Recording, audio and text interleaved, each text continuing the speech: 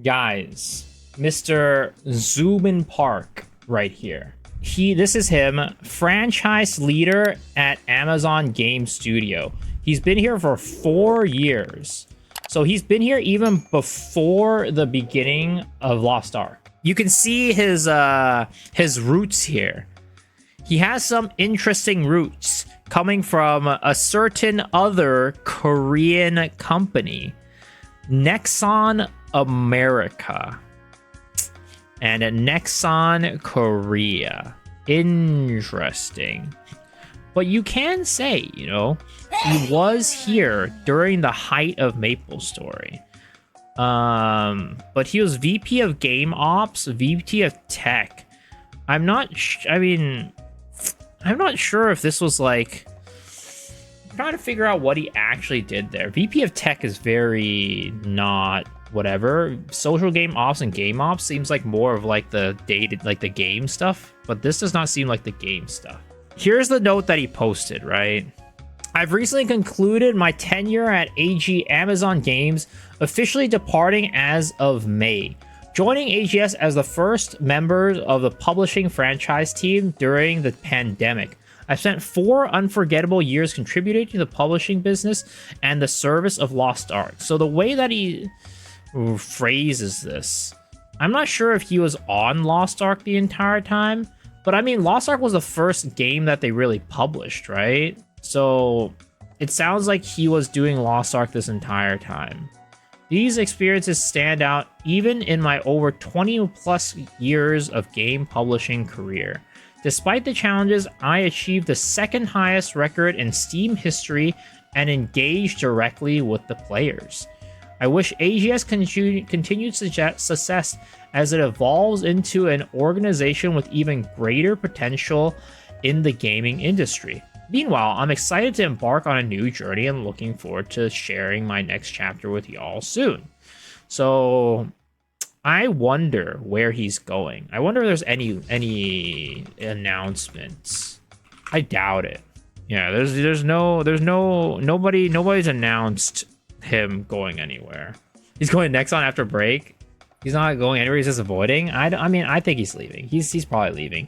The thing is, like, you think about this, right? This is a note not to the players. Like, honestly, I'm actually surprised that the players even found this. Because which one of you guys are goddamn stalking Soomin Park on LinkedIn every single day? You know what I mean? Like, who's out here stalking Soomin Park on fucking LinkedIn? So this was definitely not intended for like players to see, but it's intended for like him as a professional, right? So he's out here sharing this to his colleagues, to people like these people, right? And to let people know, like, hey, I'm embarked on like a new journey, a new adventure. And that's what it was for. And let me see the Reddit post, right? Let's see the Reddit post. So he leaves AGS. What are people's thoughts on this? I'm not connected with AGS employees on LinkedIn. Nope. The fuck? Bro didn't like what he saw on low on sneak preview. He knew it was what a sinking ship looks like. Oh dear, there's a small possibility that this could be a good thing, but very likely a very bad sign. I'm just like wondering, like, who's out here like looking at his LinkedIn? Because again, this is not a message for people. It's not a bad thing that the guy's not a director anymore. What could be bad is maybe his reason for leaving, what he sees in the end is coming, bounced while he could. Well, it really depends, right? And I don't think this guy did what these people said, like bounced when he saw the game was going south, right? Because if we look at things realistically, looking for a new job, like going through the interview process and things like that, especially of a person at his level, right? This man is not like some random ass dude on the bottom of the grapevine.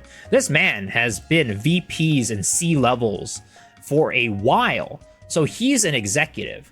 And again, I've worked in executive recruiting, so I know exactly how long it takes to like look for an executive. Sometimes it can be fast, but for the most part, it can take months for these guys to go through like an interview process and things like that to get into the company. So this man has probably been interviewing for at least a month at another company, or maybe thinking about it, because he says he's going to be on a new journey, right? Whether this be another company, whether this be starting a studio of his own, he's probably been thinking about it, or like involved with like an interview process for quite a while. And if we look at like the calendar, right? Like, you know, let's say like a month earlier was like beginning of May, and then you could go back even further, maybe a month and a half it might have taken him, right? If we look back at a month and a half, that was Theamine, Breaker, things were pog when this was happening, right? And we got the Makoka Express, and we were feeling juice, we were feeling really excited about the game about a month and a half ago. So he probably was starting to look at new places as early or as late as this time right here when the game was going crazy. So I don't really think that he was like, yeah, I don't think this game is going well, so I'm leaving. He does leave a history of leaving. He does have a history of leaving companies when things are going downhill. Nexon was going downhill when he left. I don't know if it was going downhill around 2011, 2012. I remember MapleStory still being really booming here in NA. And this was like also around like, was this like, no, this wasn't around Dragon Nest. Dragon Nest was earlier than this, but I still remember MapleStory doing pretty decent. And this was around Reboot. This wasn't Reboot launched in US, guys. Think about it this way. Think about that. Reboot launched around this time. So, actually, wait, no. Was this when Reboot launched? I think this would have been like around the beginning of Reboot. When did Reboot servers announce? MapleStory Reboot server launch North America. Did you know that DFO during that time? Let's see. But DFO shut down 2013. So this was a little bit after that. He left before that happened. Reboot was 2015. Was it really 2015? Was it really that late? When did Reboot server come out? December. Oh wow, yeah, December 2015. That was pretty late. But I still don't think that this was like a downtime of MapleStory, at least as far as I remember. And let's be real, Nexon really was only MapleStory. I mean, it still kind of is in many ways. Dio got their OG publisher, Neopol? Yeah, I don't know. I mean, it could be a history, like with him leaving at this time, coinciding with a game going south. But I don't know. It's hard to tell exactly what's exactly going on in these different companies, because I don't think he was even in charge of like a specific game either. So at his level, if he wasn't in charge on a specific game, I don't know if he would really even like worry about like one game's performance. But I mean, it does look a little bit interesting, right? But I still don't think that him leaving right now per se is like exactly because of like the game going south. Because the game was going well, like, you know, a couple months ago. I mean, well is in relative terms, right? Well is in relative terms. So because of that, it might be that. It might be that. But I think there's a little bit more to the story than it. Just because, again, I think the timing of his leaving is not necessarily because of the game going downhill. I mean, the game has been going downhill for a while, let's be real, right? But I mean, I do think that when, like, the timing of when he would have probably started looking for a job was when the game was doing pretty well, relatively. I also really hope they could take the NA MapleStory and just take a look and change the game, cater to the West instead of porting everything to KR as is. Yeah, I do agree. And I think that hopefully with him leaving, because, like, let's be real, on the game under his leadership was a lot, in many ways, a one-to-one of the Korean servers. The only difference was, like, you know, certain like monetization changes. They added like the event shop to be a little more juice and things like that.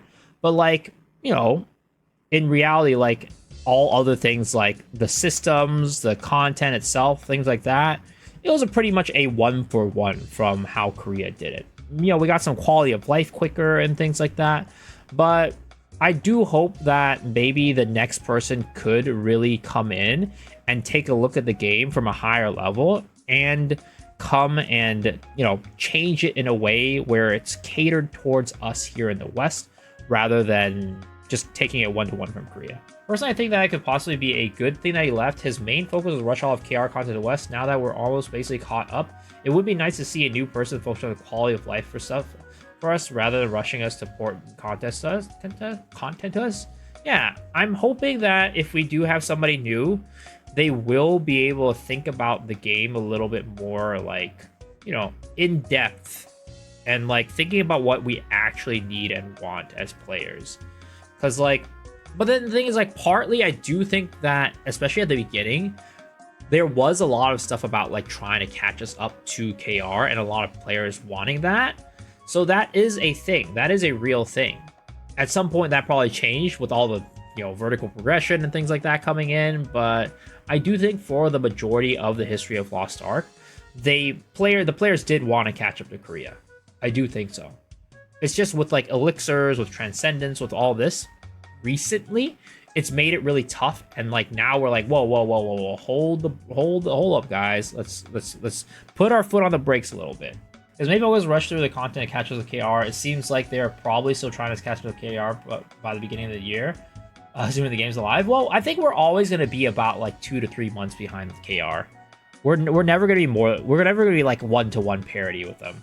I should take Soomin Park's spot. Sadly, I am not qualified.